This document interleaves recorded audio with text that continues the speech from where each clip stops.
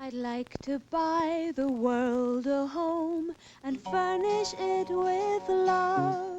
It was 1985, the year Coca Cola, the world's most iconic brand, decided to rewrite history. After nearly a century of success, the company that sold happiness to the world decided to do the unthinkable. They changed their formula. Executives called it bold. Analysts called it innovation. But customers called it something else. Betrayal. What started as a marketing experiment quickly turned into chaos, riots, protests, and even threats. And in less than 3 months, the company would be forced to crawl back to the formula it abandoned. This is the $50 billion mistake that almost killed Coca Cola.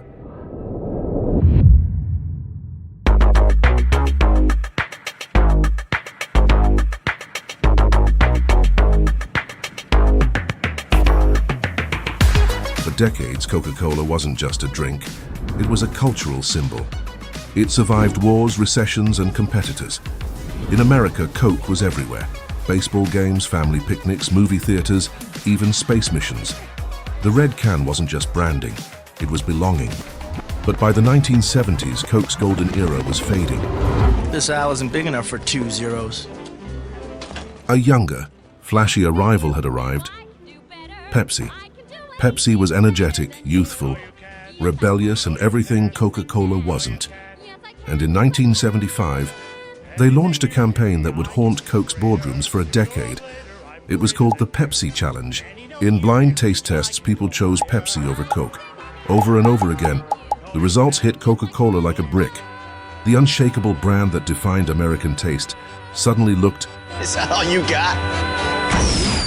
outdated. I'm up to my knees in 0 calories. Pepsi to the max, so let's drink all of these. What's Snoop doing here? We're tight.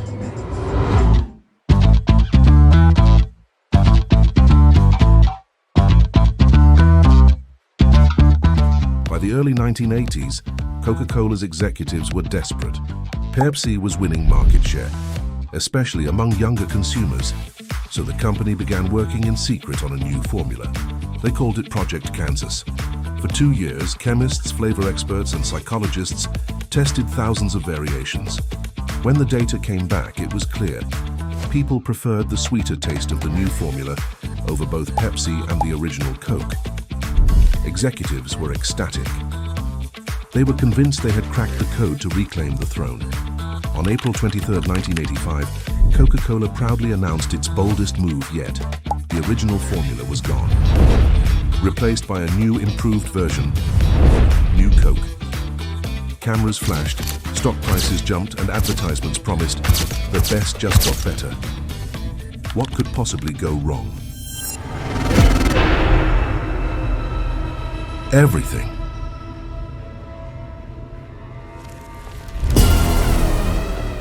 Within days, Coke's phone lines were flooded with complaints. Thousands of angry letters poured in. People protested outside company offices. Some even called the police to report a crime against tradition. Coca-Cola's headquarters received 1,500 calls a day. A psychiatrist the company hired to monitor consumer reactions later said, "People were talking about New Coke like they'd lost a family member." Supermarkets began selling out of old Coke. Collectors hoarded cans and bottles, treating them like artifacts of a lost civilization. One man drove 800 miles just to buy up remaining cases of the original. And Pepsi? They celebrated. They sent Coca-Cola executives a note that read, "Thanks for the great year." It turned out people didn't just love the taste of Coke, they loved what it represented. Memories, identity, nostalgia. It wasn't just a drink, it was an emotion. By changing the formula, Coca-Cola hadn't just altered a beverage. They had altered people's memories. And that's something no brand can survive.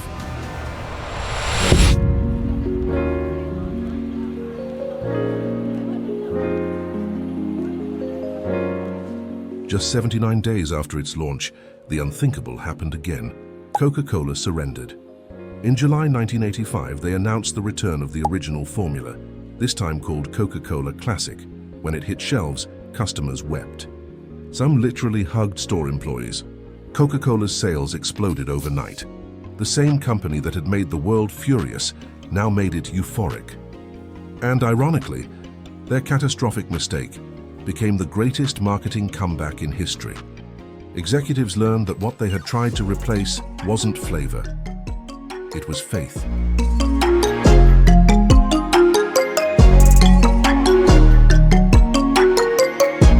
Coca-Cola Classic crushed Pepsi within months.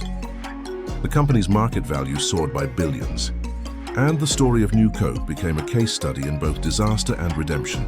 Today, historians estimate the entire fiasco, from failure to recovery, actually increased Coca-Cola's long-term brand value by nearly $50 billion. Not bad for a drink the world once hated.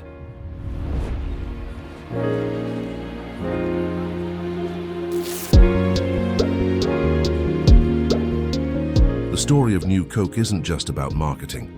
It's about human nature. We crave change until something we love changes. We demand innovation until it threatens our memories. Coca-Cola's mistake was believing people drank Coke because it tasted good. They didn't. They drank it because it felt right. And in chasing progress, Coke learned a lesson that still echoes through every boardroom today. Don't fix what people think is perfect.